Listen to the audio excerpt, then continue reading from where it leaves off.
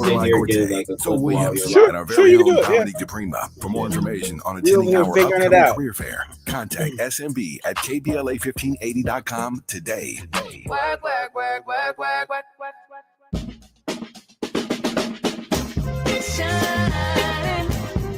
Do you want the headphones so you can listen? No time waits while it's passing you by. Be patient, 'cause good things happen in time. We gon' get it right. We gon' get it right. We gon' get it right.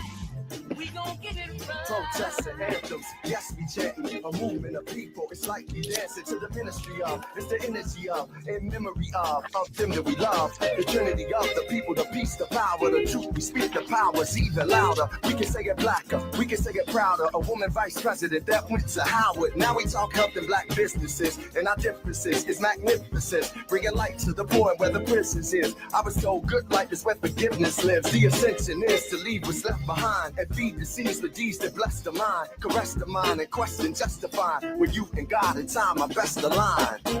Shine, flies, no time waits while it's passing you by. Shine, flies, be patient, 'cause good things happen in time. We gon' get it right, we gon' get it right, we gon' get it right. We're going to get it right. We're going to get it right. It is Monday. Happy Monday, everybody. You're listening to A More Perfect Union on KBLA Talk 1580. We are live in Los Angeles. Just take a breath, everybody. Let's just take one more. I felt so good. There we have it. There we have it. Look, we got a good rain. We asked for it. A lot of folks have been praying for it. And finally, here in Los Angeles this weekend, we got a good rain. And the air is nice and clean. And all those fears of mudslides due to the loose soil from the fires did not materialize. And so that's a good thing. We're feeling good. We're feeling good here in LA. We've got a long way to go. There are a lot of people that are displaced. A lot of people are displaced. A lot of people their lives have been turned upside down. And so we're not minimizing that at all. But you got to look for the silver linings every single day. And the air quality today is definitely more than just a little bit of a silver lining. I'm Dr. Nii-Quartelai Quartey, your host and White House correspondent. I'm in touch, and so you be in touch. Follow me on all the social media platforms at Dr. Nii-Quartelai. That's DrNiiQuartelai. But guess what? Just type in Dr. Nii-Q, DrNiiQ, and boom, bam, boom, I show right on up. Also, be sure to download the KBLA app to listen to us live or on demand, or simply tell Alexa to play KBLA Talk 1580, and there we are for your listening pleasure. Last but not least, subscribe to A More Perfect Union podcast powered by KBLA Talk 1580. Did you know we're the only Black-owned and operated talk station west of Mississippi? If you don't know, now you know. So go ahead and download the KBLA app and subscribe to A More Perfect Union podcast. Listen, the world is busy, all right? Things are quite busy. And we're going to do our best to give you a digest of what is afoot in the world. There's a lot happening. And, we want to do our best to keep you informed, but we don't want to make you overwhelmed. It's very easy to make people feel overwhelmed by the news. And so, we're going to do our part to make sure that you are informed, properly informed by the news. And we have two incredible experts that are going to be joining us to do exactly that when we come forward. But first, it's time for your national news roundup. It's time for the good, bad, and ugly headlines of the day. Kicking us off, NBC News reporting that in cleanup from the California fires, lithium-ion batteries are a dangerous challenge. I don't want to play with this. A cleanup effort has gotten underway here in so many LA neighborhoods that have been marred by the wildfires. But one of the biggest challenges is the large number of lithium-ion batteries that were caught in the flames. The batteries power mostly plug-in hybrid cars and electric vehicles. They're also used in golf carts, e-bikes, laptops, cell phones, and wireless earbuds. They're also found in power banks that provide backup energy during outages, which have become increasingly popular in homes. And so if damaged or overheated, lithium-ion batteries can ignite or even explode. You got to know that. Residual heat sets off a chain of reaction that causes the batteries to heat up uncontrollably and spontaneously combust, a process that can happen over days, weeks, or months. So properties in the Pacific Palisades and Altadena, where the Palisades and Eden fires have collectively destroyed at least 12,000 structures, had higher than average numbers of electric vehicles. And so be careful out there. Don't let nobody roll up in town and convince you to just go up to the house and start clearing things. There's a process to do it. There's a process to remove hazardous waste, hazardous materials. And if you don't know, you want to reach out to city officials in order to do that. So that's your public service announcement for today. Moving along, Air Force resumes instruction with Tuskegee Airmen video after a review. The Hill is reporting that the U.S. Air Force resumed a course using training material that referred to the Tuskegee Airmen after the Trump administration's rollback of diversity, equity, and inclusion initiatives caused an internal review. This is what the Associated Press also reported.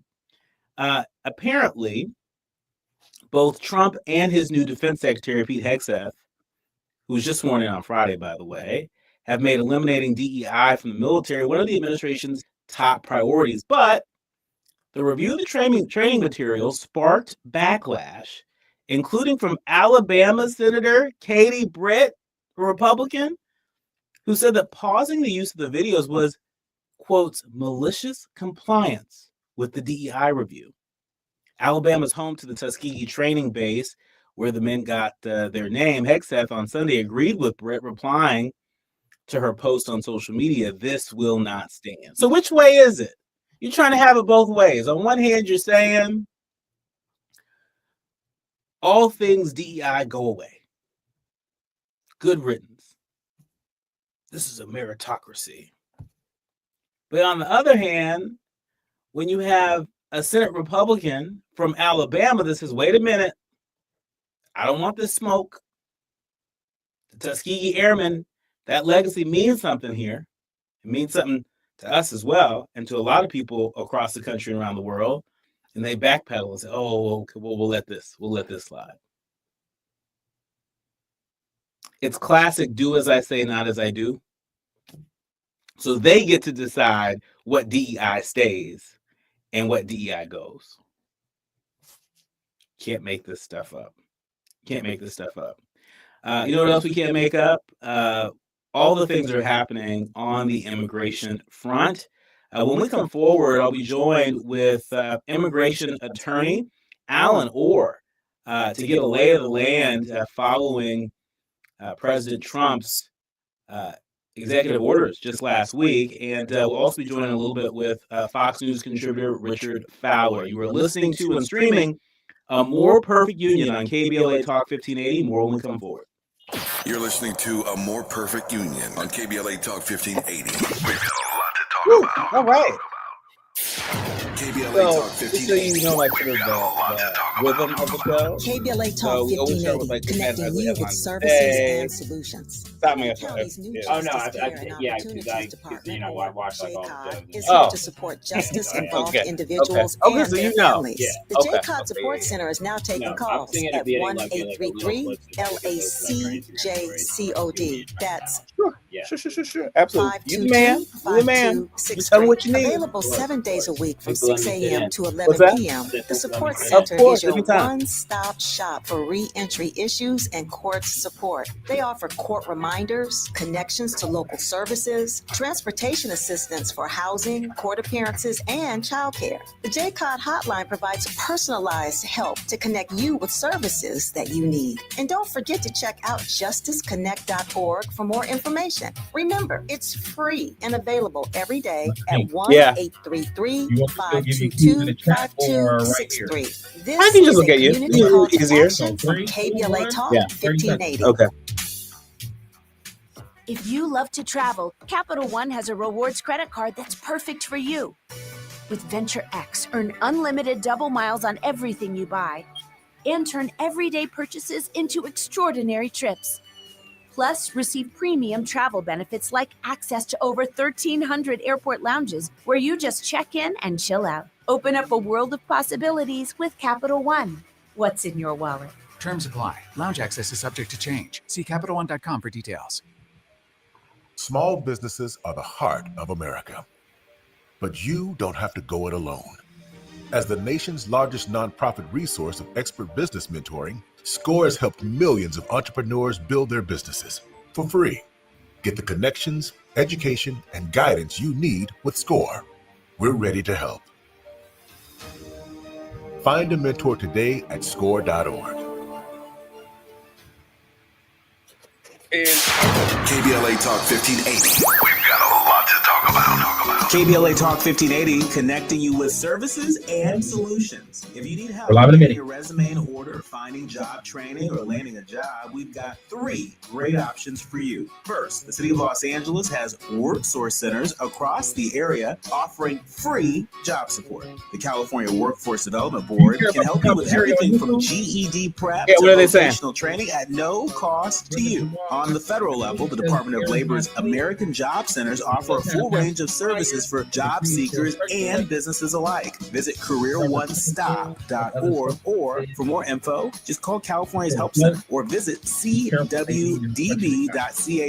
or call 916-657-1440. For the City of Los Angeles programs, go to ewdd.lacity.gov or call 213-744-7300. All these services are free to help you get your next job. This is a community call to action from KBLA Talk 1580. Hit me! National news, the consequence, informed opinion, and analysis beyond the headlines. You're listening to A More Perfect Union on KBLA Talk 1580. You're listening to A More Perfect Union on KBLA Talk 1580. I'm Dr. Nii-Quartelai Quartey, and really delighted to welcome back to the show for the first time this new year, Alan Orr. He's immigration chair for the National Bar Association. He is a highly sought-after immigration attorney, and I can't imagine how busy you are. Welcome to the show, Alan. Thank you for having me. Can you hear me? Yes, of course.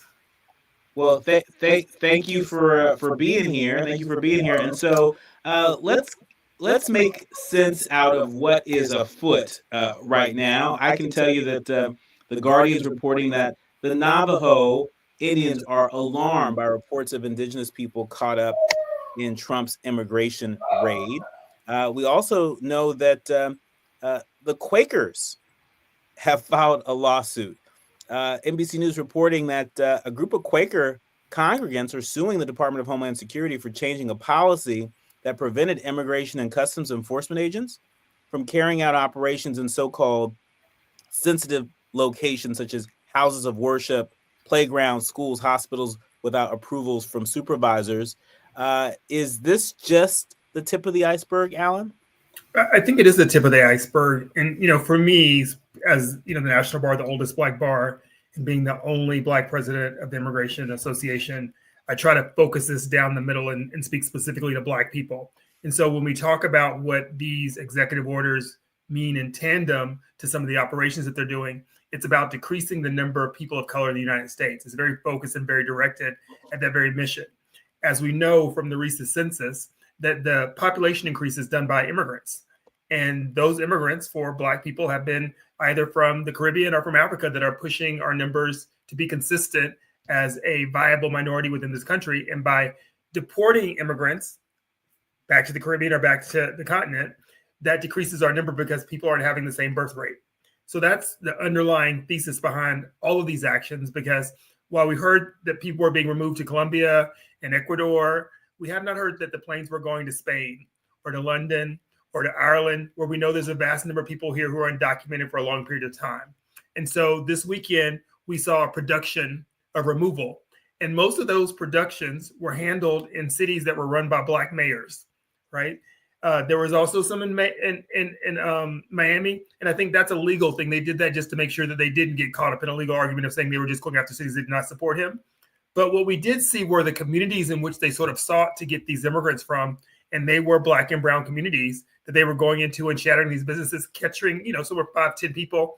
Apparently, my understanding is that they caught on Sunday 1,200 people nationwide who were undocumented. And out of that 1,200, half of them had a criminal record of some sort, which could have been shoplifting. It's unclear at this stage where it has been.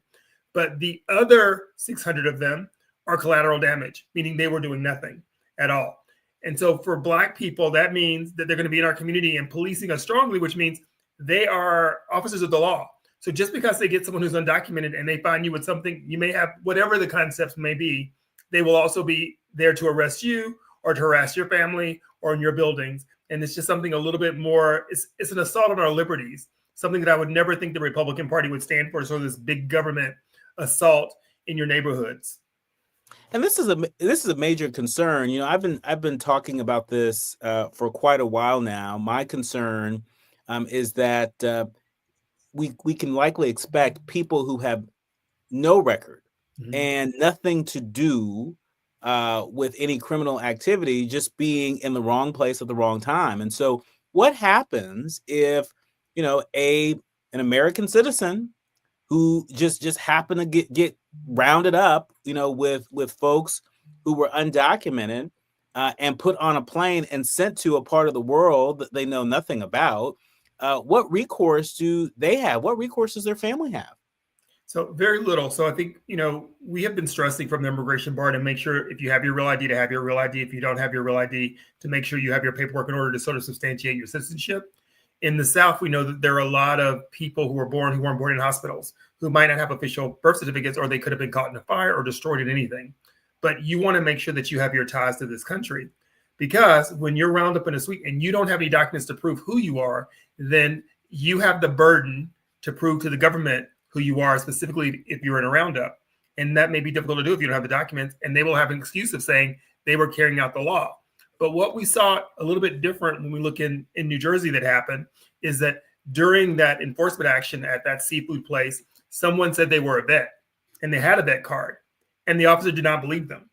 That's a little bit different. In those cases, there could be causes of actions from a lawyer, because as a U.S. citizen, you cannot be detained unlawfully. So either they're, just like in any other case, either they're arresting you or they're not arresting you. If they're not arresting you, you're free to go. If they are arresting you, then that's when the burden shifts on them to make sure that they have a probable cause for arresting you. And if they don't, in the end, there will be civil fines to pay.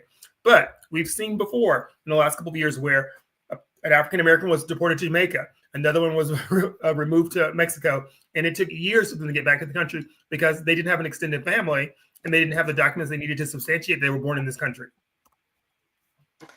So, Alan, let's go back to this suit that was filed by the Quakers. And, I don't know about you, but I oftentimes don't see Quakers sort of, filing these sorts of lawsuits. I certainly don't see these kind of headlines associated with the Quaker community. But talk to us about this change in policy. They're suing around the so-called policy around sensitive locations. My understanding is that in years past, houses of worship, schools and hospitals were sort of safe zones, right? Where people who were undocumented could go there to worship, could go there to get the care that they needed. Didn't have to worry about ICE agents descending upon those locations. My understanding is that policy is no longer the case. Right. So that's a discretionary thing that was done. So I haven't seen the Quaker lawsuit. I've seen social actions to go against this, but I don't know if the Quakers are going to be successful in court, because if it's a national security, it's a national security. I think it differs a little bit. Enforcement priorities sort of differs a little bit than what has come to be known as these sanctuary policies. And there's no uniform sanctuary policy for all of these states, cities.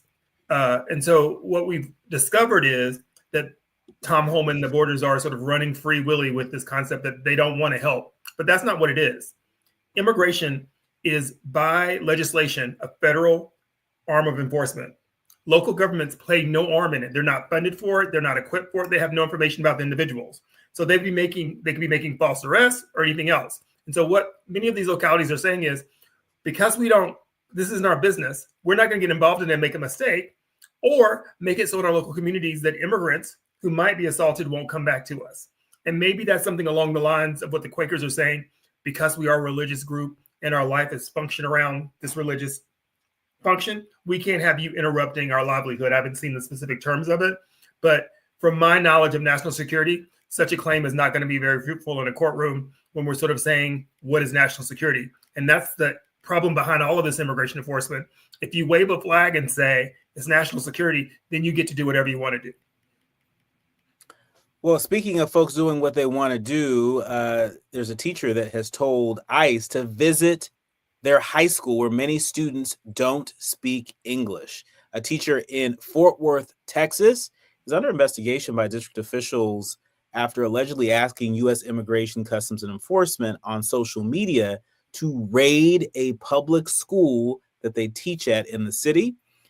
This happened just today. School officials did not respond to requests to identify the teacher or say how long that she had taught in the district, but they said, quotes, "We are aware of a recent social media post referencing North Side High School, which was allegedly made by a substitute teacher and has caused concern among our Fort Worth ISD community."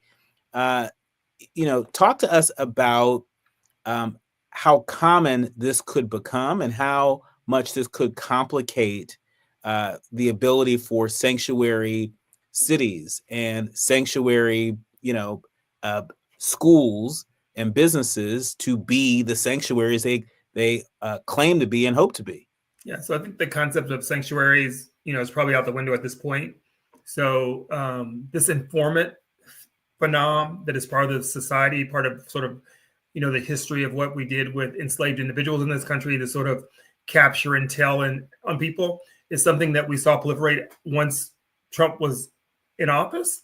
You've also seen signs that says, if you know someone who's undocumented, call this number, all up and down the East Coast and on radio sites. You also see Mississippi passing a law saying that they're willing to pay $1,000 for every undocumented person that's sort of caught within their facilities. So this concept of versus and turning on your neighbor is part of the drum of this immigration enforcement, so that you see somebody as other, someone you need to be protected from, when in fact they've been in your community all this time, many of them for 20, 30 years, and you've never had a situation with them in the past before. And this sort of monetarizing the capturing of people is a problem, because I think, I don't know if we're at the beginning of Animal Farm or we're somewhere along the Minority Report, but just as sure as they get through with the immigrants, you're going to be next, and someone's going to be calling and telling about what you're doing to the government, and they're going to come get your land or arrest you, because we've already seen this concept of it's about the economy and eggs and milk and all the things that working class people said they voted for him for are no longer his focus. You're right. And just to put a finer point on it, remember, we've seen similar laws pop up in different parts of the country related to women's reproductive health. That's right. Right. Where they were incentivizing people to pick up the phone and call and report, if, there was a, young woman who was being, shuttled to a location or out of state in order to get the reproductive health care that she needs. And so, it's not just that sanctuary, cities and sanctuary states, that concept is out the window, but it's seeming like love thy neighbor is out the window. Or mind your own business, right? Really, it's mind your business. Why are you, the concept that you're going to call, that you're going to tattle, right? This whole, I don't want to use the phrase, but it is, if you're going to snitch, that you have to snitch on people, then is law enforcement doing their job right? Because this isn't see something, say something. This is very different than see something, say something in a large facility. This is animus. I will pay you $1,000. This is bounty hunting, right? I will pay you $1,000 to get someone. Or I don't like the way, I've been doing immigration enforcement for years. And there have been tons of times that American businesses will call on another business and say, go raid them. All their workers don't work here. They don't speak English, just like this teacher did. And as we know, parts of Texas and a lot of Arizona used to be Mexico.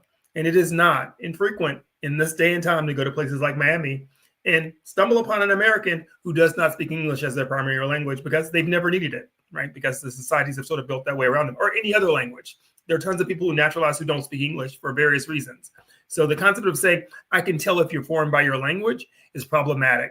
And that's what it's going to lead to. People are going to look at people's names, right?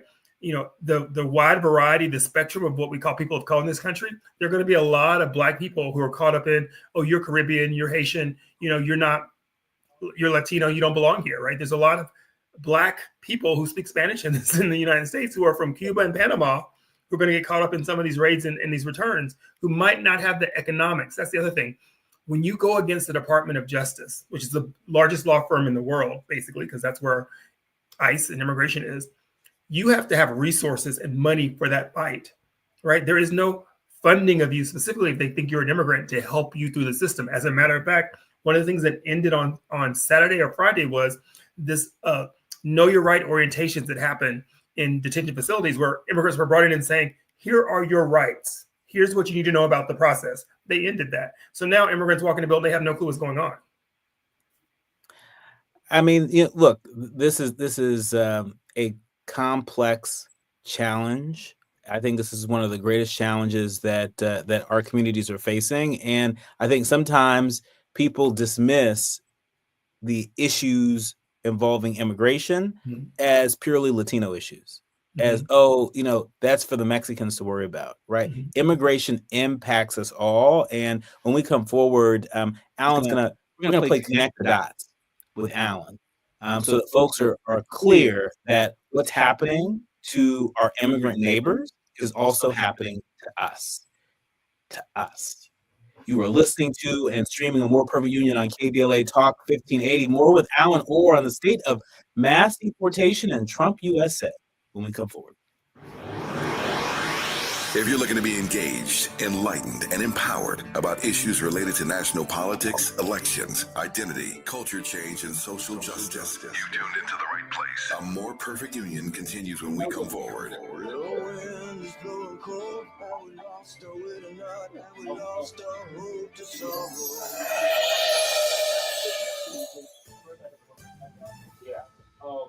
I'm Tyreek Wynn with 4 Things You Should Know with BIN News. The U.S. Air Force is resuming teaching its recruits about the Tuskegee Airmen after President Trump's new DEI order. The Tuskegee Airmen were the 15,000 Black pilots and service members of the segregated Army who fought in World War II. President Donald Trump and Los Angeles, California Mayor Karen Bass, who's Black, are clashing about rebuilding fire-ravaged Pacific Palisades. Trump says Bass needs to use her executive power to allow property owners to clear off their lots faster. Rutgers University is drawing criticism after it canceled a conference on diversity, equity, and inclusion that had been scheduled to take place this Thursday.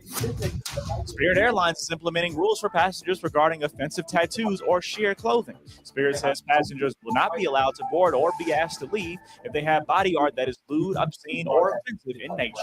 I'm Tyreek Wynn on the Black Information Network, your home for Black News First. I can already hear it. It sounds wonderful. Downey 5 northbound at the 605 stalled out. Big rigs been blocking the right lane with delays away from Florence. In Industry on the 605 northbound past the 60, clearing up an earlier crash, but there is a spill of motor fluid in the carpool lane that they're mopping up right now, and delays still stacking up getting away from the 5 freeway. It's tough in Costa Mesa. 55 northbound, delays off of the 405. You remain on the brakes and stretches all the way to the 91. And that drive on the 15 southbound in Corona, delays leaving Ontario Avenue, better past Wyrick Road. Lowe's knows that with job site delivery as soon as same day, you can get what you need without losing valuable time. They help, you save. Valid on eligible in-stock orders and select zip codes for same-day delivery. Subject to driver availability. Fees vary based on purchase. More terms apply. See Lowe's.com/same-day delivery for details. This is the KBLA Sports Minute with Ray Richardson. A nice gesture by Golden State Warriors star Steph Curry to Lakers coach J.J. Redick. Curry gave two of his autographed jerseys to Redick's young sons, Knox and Kai. Redick and his family lost their home in Pacific Palisades in the wildfires 2 weeks ago. Redick's sons lost all of their sports souvenirs and merchandise in the blaze. Redick and his family have been staying in a hotel ever since. Redick said he and his family are close to finding a new place to rent. No change in the AP Top 25 women's college basketball poll for this week. UCLA remains number 1 at 20-0. Number 2, South Carolina, Notre Dame, number 4, USC, and number 5, Texas. By the way, UCLA and USC will play February 13th at the Galen Center on the USC campus. That game is already sold out. The roster for the LA Sparks got a boost today. They made a 3-team trade with the Las Vegas Aces and the Dallas Storm that gave them all-star Kelsey Plum. She helped lead Las Vegas to 2 WNBA titles. That's your KBLA Sports Minute. I'm Ray Richardson on KBLA Talk 1580. We might not be back. I might be in jail. I might be anywhere. But when I leave, you can come out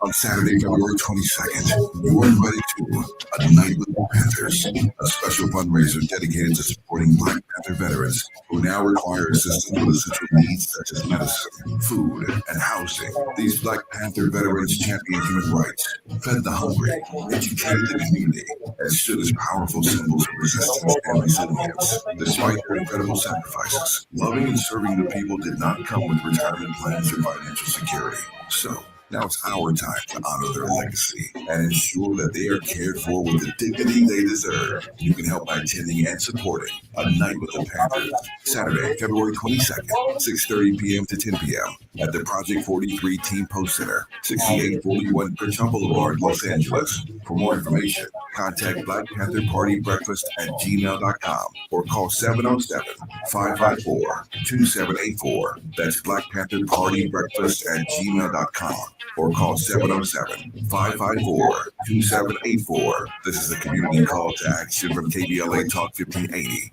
At KBLA Talk 1580, we've got your black.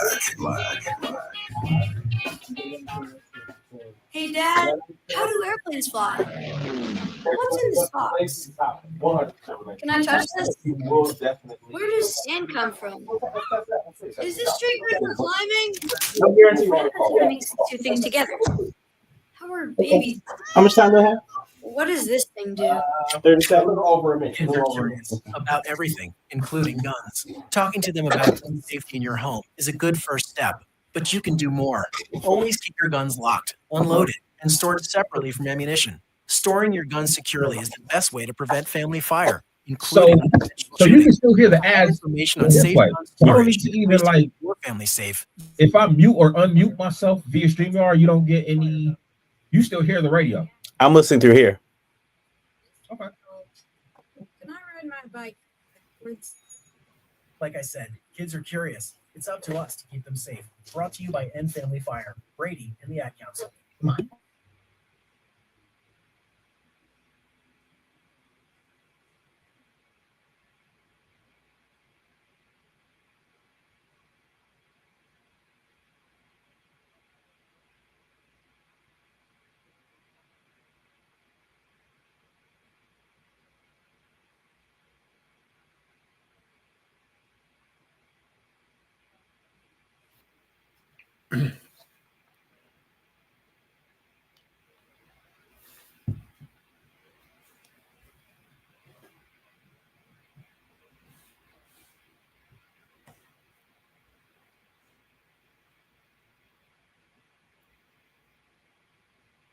Alan Orr is immigration chair for the National Bar Association and highly sought after.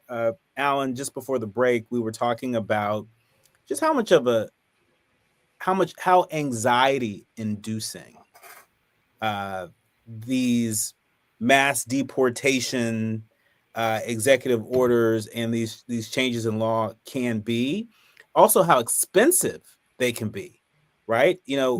if you are wrongly detained, you don't just get a pass. They don't say, oops, I'm sorry, right? There's a process where the burden's on you. The burden's not on them. The burden is on you. And that burden can become rather expensive really quickly. Mm-hmm. Indeed. So the burden of producing the documents and having access to the documents, and also just the communication, right? Because you're going to be in with a group of people who might not speak the language. And if they determine or believe under this new expedited removal that you haven't been in the country for 2 years, then they're removing people pretty quickly. Not as quickly as they might detain someone on Sunday and remove them on Monday, but it is within a week's time. And during that time, they're shuffling you from facilities to get you to a place where there'll be 80 or 60 people that they can deport at one time. It is also important to know to the taxpayer, these military flights that they're using cost around $800,000 a flight for 80 people to Mexico. So it's probably more depending on if the distance is further. Whereas a regular ICE flight or commercial flight is around $8,000 for 80 people. So that's a financial burden that we're covering as U.S. citizens, as well as all of the military people who are now deployed at the southern border. They're not, if you're at the southern border putting up chicken wire and fence and all those things, you're not looking at or being ready for a real attack that may come to the United States. So that's one of the other things, sort of shifting this burden to sort of making a production of thinking that the numbers are at an all-time low, and every day you hear they're sending more people to the border to put up chicken fence and build a wall, which doesn't really make sense at this point in time. To roll back a little bit in the conversation to the beginning was one of the very first things they went after was birthright citizenship, which is one of the things that incorporate African Americans into the Constitution in such a way that they were trying to say more about immigrant, but you can't be sure when you try to amend the Constitution by executive order, that puts everything else in the Constitution at play. And as people might not know, because civics isn't taught in this country anymore, the Constitution is above all three branches of government. And then the three branches of government are co-equals. And if Congress wanted to, Congress could step in and stop the president. Court cases also are a way to sort of limit the president's power, but we're going to see how that sort of works out. But Congress has the ability, Congress has the purse to control the funding of all the things that the president wants to do, and could limit him severely in doing some of these tasks that he's taken out. And what we say in the immigrant community is, if they're willing to do that to someone who looks like you, they're willing to do that to you. So in blackness and brownness, if they're willing to treat people like less than citizens, the way they see them is the same way they can see you. And the fact that you're a U.S. citizen, trust me, at the end of the day, will not make the difference in the quality and value. And you can see that now in this expression of DEI throughout the government, saying, everybody who's brown or black that has a job, it's all DUI. They're sort of stripping all the streams out and replacing them with people who are not melanated, who don't speak these languages. One of the first things they did, which you probably know quite well, is they took down the Spanish-speaking page of the White House so that people can't even read stuff in a language that they may be able to interpret it. That is nothing but malicious. It doesn't really prove or get you anywhere. And speaking of something that's not getting people anywhere, a lot of folks are saying, whatever happened to the cost of eggs and bacon? There were so many people that were saying, inflation is just, it's so bad and the economy's no good, right? And there really hasn't been any significant executive action, any noteworthy executive action on that front. But I want to tie the two together. Economist Paul Krugman said that he believes that President Trump's immigration crackdown will, quote, hobble the country's food production and home construction. In a post on his Substack, Krugman said that he spent a lot of time reviewing Trump's mass deportation plan and his tariffs proposal.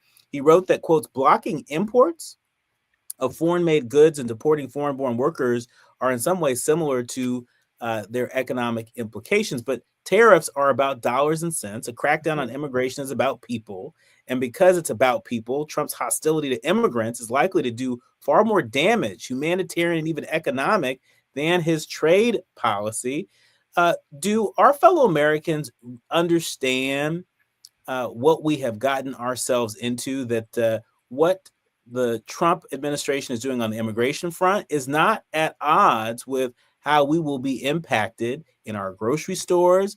Folks here in LA, for example, who are going to have to make the tough choice of rebuilding after these wildfires, right? The cost of construction, the cost to hire people to actually construct.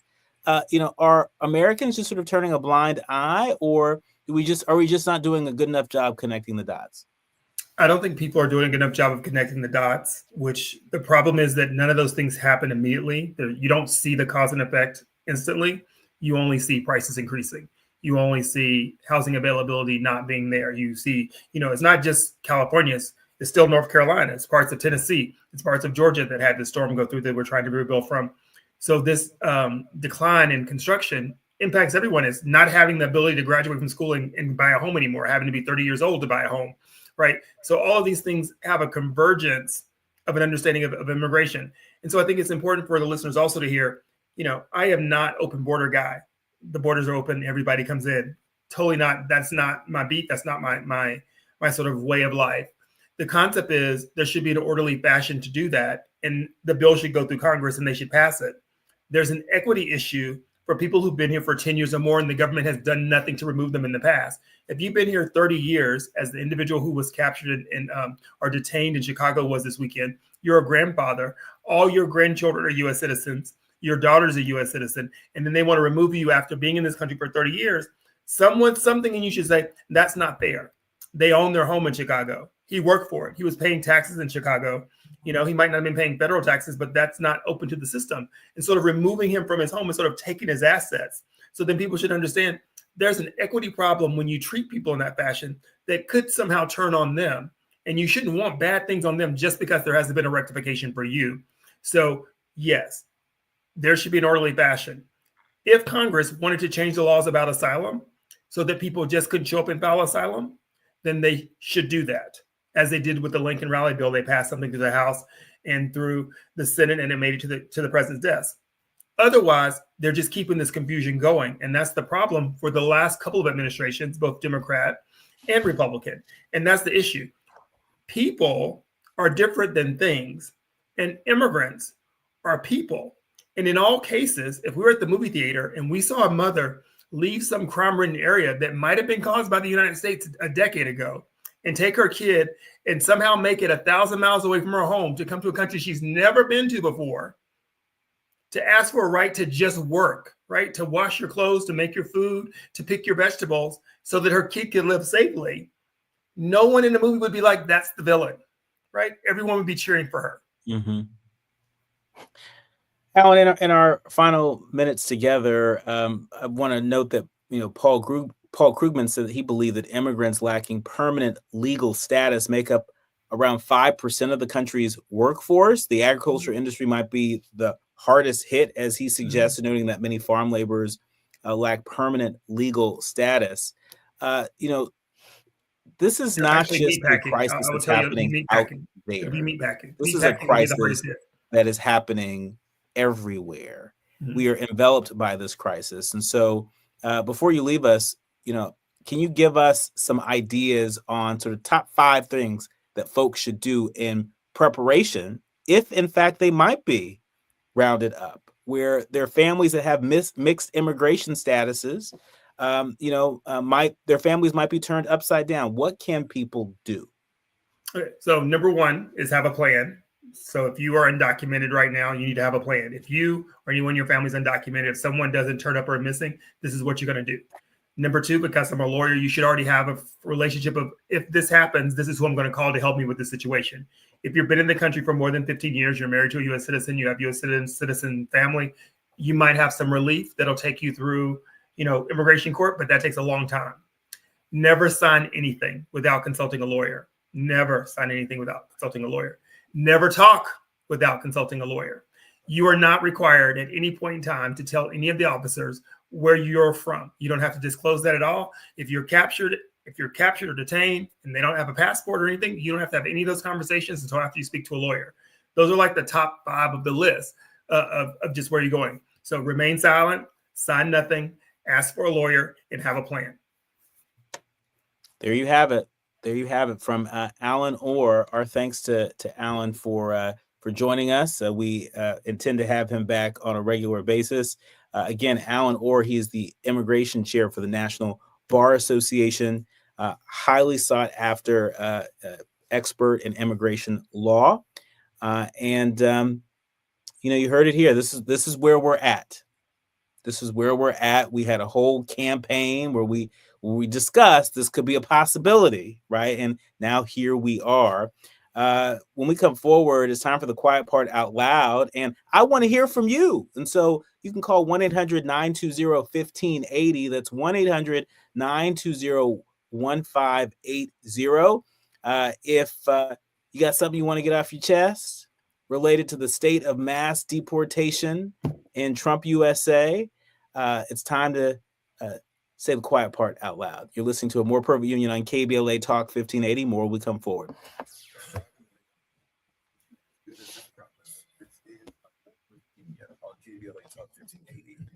Thank you, Alan.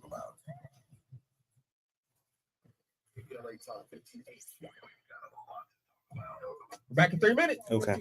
Reminds you, when we fight, we win. The Youth Justice Coalition is challenging America's addiction to incarceration and discrimination. YJC works to dismantle policies leading to mass incarceration, law enforcement violence, and the school-to-prison pipeline. Their approach, transformative justice, community intervention, free LA high school, legal defense, and system monitoring. YJC promotes safety without relying on prison. Their goal, prevent system contact and help people exit the system through direct action, advocacy, and education. Want to get involved or need help? Call. How much time I got? 235-4243. 2 minutes and some change. Okay, good. 4243. Join YJC in creating change. When we fight, we win. KBLA Talk 1580, your voice for justice. This is a community call to action from KBLA Talk 1580. What? Yeah. The California Crusader newspaper would like to thank all of our subscribers for their support throughout the years, proudly serving the South Los Angeles and South Bay areas for more than 40 years. The California Crusader is a multicultural, Black-owned, adjudicated newspaper that focuses on providing newsworthy information to people in our community. We're constantly looking for ways to assist businesses in our community to connect with our subscribers. We provide reasonable and affordable advertising rates. You can participate by sharing and submitting your stories on the California Crusader newspaper community share Facebook group page, or visit our website at cal-cruise-news.com. That's cal-cruise-news.com. Then click on the Submit Now button located on the top right corner of the homepage, or text CCN to 42828. Again, text CCN to 42828. The California Crusader newspaper, working together to build a better community for our future. Subscribe today. KBLA Talk 1580. We're live in a minute. I'm gonna. KBLA Talk 1580. Can you hear me? You with services and solutions. The Los Angeles Regional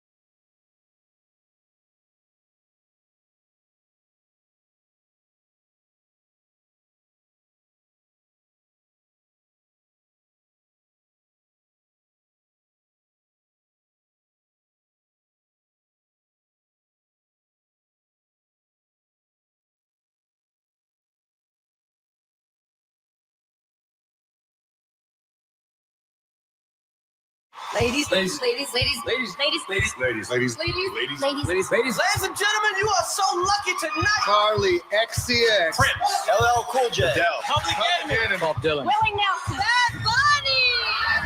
live from New York. SNL has served as a time capsule through the decades for America. To me, it was the most iconic American television show of all time. You don't know what's going to happen until 11:30 p.m. It's the tightrope walk. They want to see you dangle. They don't want to see you fall. Lauren called on Wednesday. We had to fly to New York that night. Things are constantly changing. We're going to change you here. We're going to change you there. You have to run from the music sketch and you're covered in sweat and change. The first time we came to Saturday Night Live, I was absolutely terrified. The first thing that blew my mind was Devo playing Satisfaction. There was also a message from Lauren. This is not just like a musical guest. We're going to make this a really important part of the show. Saturday Night Live was one of the first platforms that played hip-hop music. We were the first rap group to ever be on national television. Please welcome my friends from the Bronx, the Funky Four plus one more. That is the beginning of everything. It can either go one way if all goes well, or the complete opposite if it doesn't. You could see he was like gearing up to say something. I was like, I'm out. Oh yeah, that is a mega hit, huh? You invited Rage Against the Machine, the I Won't Do What You Tell Me band. That was their mistake. It's really live. You could go rogue. I'm sorry, ladies and gentlemen, there's no reason to do this song here. I just want one camera on me, tightening, tightening, tightening. Wrong song. I pick my guitar up, count them off. With SNL, you've got this huge library of performances. We just came on and did a show that we'd want to see, and music was a big part of it. 3, 2. I'm on SNL and you're not. Ladies and gentlemen,